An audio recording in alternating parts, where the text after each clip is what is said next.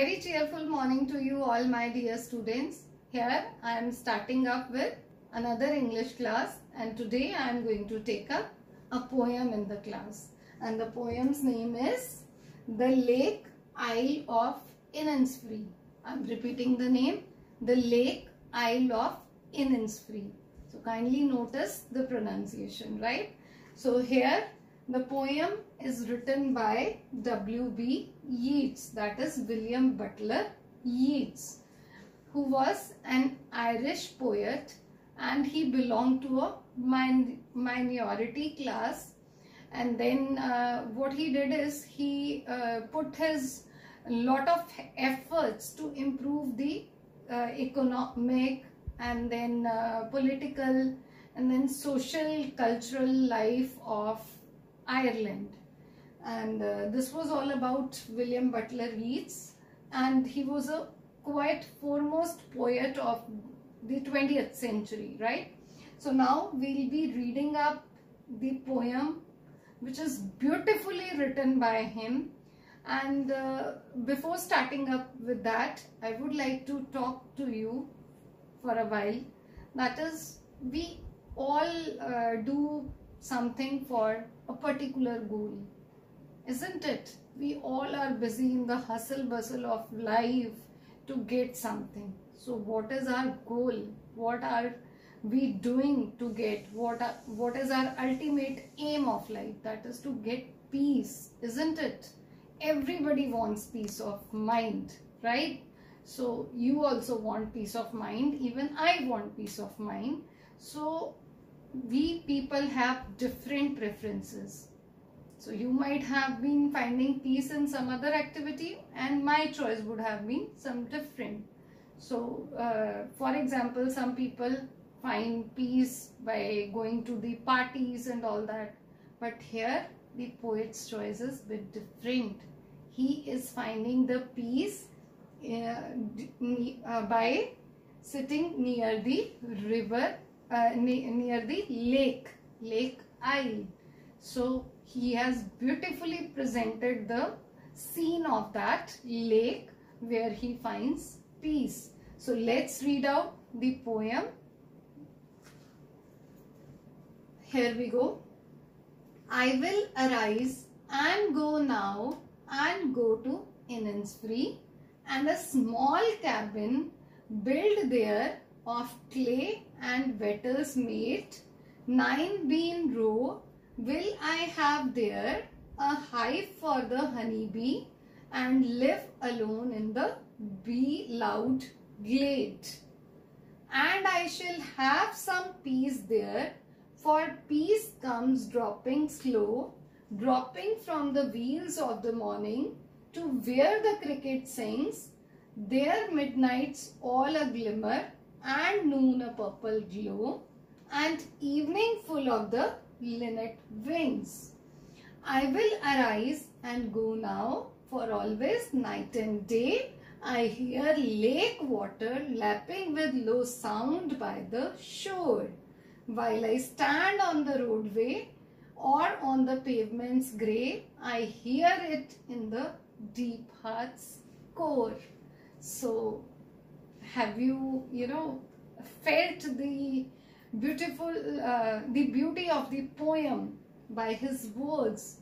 Don't you feel so that it is like a song? So yes, it is like a song. That is, it is a lyric. This poem is belongs to the category of lyrics. So and lyrics, I have explained you that those are songs in a rhythm. So we'll read out this poem now stanza by stanza, so that I explain you with the meaning. So here we go. First stanza. I will arise and go now and go to Innisfree, and a small cabin built there of clay and wattles. So here arise means stand up, to get up, right? Then next I have cabin. Cabin means room, isn't it? So here what is the poet saying? the poet says that now I will get up and go. Where? To Innisfree. So what is that? That is a lake. And this is the name of that lake. Right? Lake Isle of Innisfree. That is name of the place where that Lake Isle is there. Right? And then what he says that I will make a room there. And with what he will make a room? He will make a room there of clay and wattles. What are wattles? Wattles are sticks. Some sticks for making fences or walls. With those sticks and clay, he will make a room near that lake. Why? Because he finds peace being there near the lake, right? And then you may see in the picture that he would develop a room for him near the lake Isle. And then 9 bean row, will I have there a hive for the honeybee and live alone in the bee-lout glade.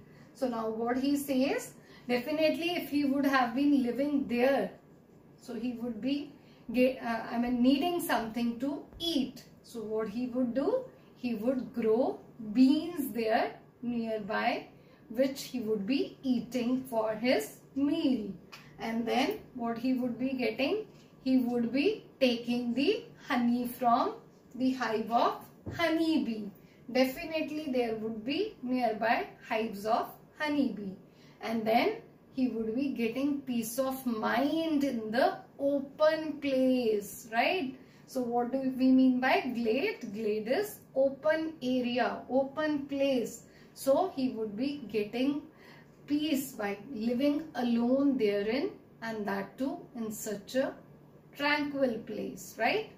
So then next stanza, let's move to the next stanza, that is, and I shall have some peace there, for peace comes dropping slow, dropping from the wheels of the morning to where.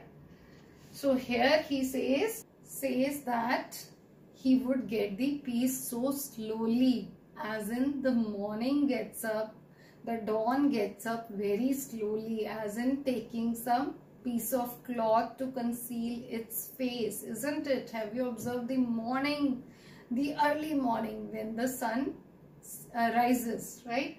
So there he says that he would get the peace slowly, as in, you know, it happens in routine life even, that we get peace very slowly. We are not able to attain peace very hurriedly, and it is by practice that we are able to move towards peace.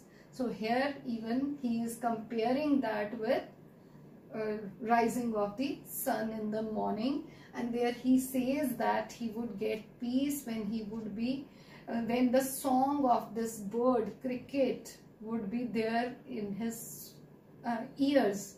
So then even he would find relaxation of mind, he would get tranquility, and then he would find peace, right? And then what else? There midnight's all a glimmer, and noon a purple glow, and evening full of the linnet's wings. So he says even he would get peace in the midnight when it would be quite shiny. Glimmer means shiny. So when there would be a shiny time, then even he would enjoy that at the best, and he would get peace in that. And then in the noon even he would find peace, because in noon he would get the purple glow. He would get the glow everywhere. When the sun shines in the afternoon, then everything is glowing. So then even he would get peace in that nature. And in the evening he would get peace when he will get the birds flying in the sky. And that bird, linnets, here is a bird. I have taken the picture even. So when he would see the wings of that bird, then even he would get the peace. So now here students, can you find out that how he has taken up the different timings of the day and how he has related it with getting the peace, isn't it? So we'll be moving up to the last stanza. I will arise and go now, for always night and day I hear lake water lapping with low sound by the shore, while I stand on the roadway or on the pavements grey. I hear it in the deep heart's core. So now here he says that now I am going to stand up. He is now quite adamant that now he is going to the place in Innisfree near that lake isle, and now he is going to spend all his time therein, because he always have the lust to be there near that lake and to hear the sounds which is going to be there, and he is going to enjoy that sound when the waves would be moving slowly, and then when there is stuck off waves with stones, then you get some sound. So he would be enjoying that sound and would be finding peace in that.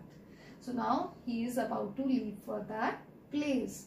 So here he says, while I stand on the roadway. So whatever he says, that wherever I am, if I am on the road or if I am on the place, pavements. What do you mean by pavements? Pavements is a path where either one side or both the sides are hard. So he says that wherever I stand, either I stand on the roadway or I stand on the pavement. So I'll be hearing peace from inner side of my heart. That is, I'll be getting inner peace. So here he expresses his, wish to move near the lake, and then how he would be getting the peace, he has beautifully explained in his poem.